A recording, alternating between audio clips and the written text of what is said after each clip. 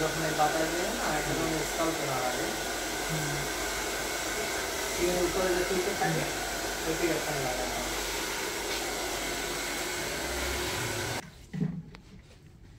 এখন যে জেলটা ইউজ করছো এটা ওয়াটার জেল। ওকে, চুলটা স্মুথ এবং শাইনিং লাগে এবং একটু ওয়েটি লুক থাকে।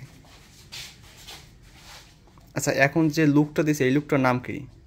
ফেড কাটে সাইড কম করলে এই লুকটা আসে। সাইড কম বলতে একটা পাশ দিয়ে এটা কি হয়েছে, চলে গেছে চুলটাকে। এটাকে তিনটা ওয়েতে কাজ করছে। প্রথমত চুলটাকে ফুলিয়ে নিয়েছে, সাইডে আপনার ফেড হলো। ফেড বলতে এখন তার মিডিয়াম ফেড আছে না, ফেড হয়েছে, চুলটাকে ফুলিয়েছে এবং সাইড কম করেছে। এটা কোন সাইড করছে বলেন?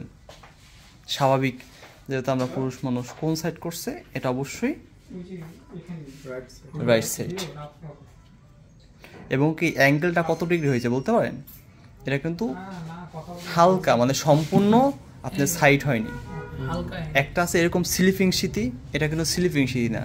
এটা আপনি যদি 90 ডিগ্রি স্ট্রেট ধরেন, এটা আপনি না 45 না, তারও বেশি, আপনি 65 এরকম অ্যাঙ্গেলে আপনার এটা সেট হয়েছে।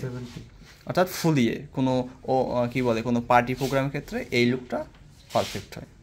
আর কোনো অফিসিয়াল ক্ষেত্রে যখন আপনি কাজ করবেন তখন অফিসিয়াল লুক দিয়ে দাও, একবার সিটিটা শোয়াই দাও একটু হৃদয়,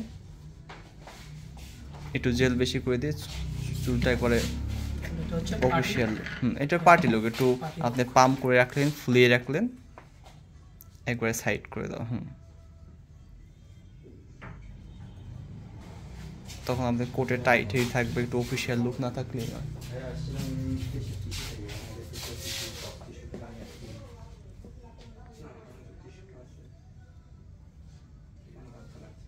একবারে সাইড করে দাও।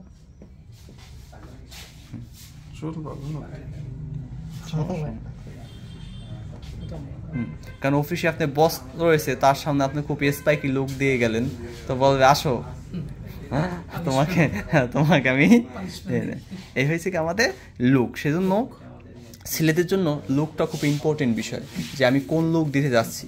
কারণ আমাদের হেয়ার কাটটা কি একটা ব্যক্তিত্বের প্রকাশ পায় না। যখন একটা আমরা রাস্তাঘাটে ছেলে দেখি একটু ক্রেজি লুক হয়ে আসছে, আমাদের তার প্রতি একটা আমাদের কি ভাবনা চিন্তা একটু চেঞ্জিং হয়, তাই না?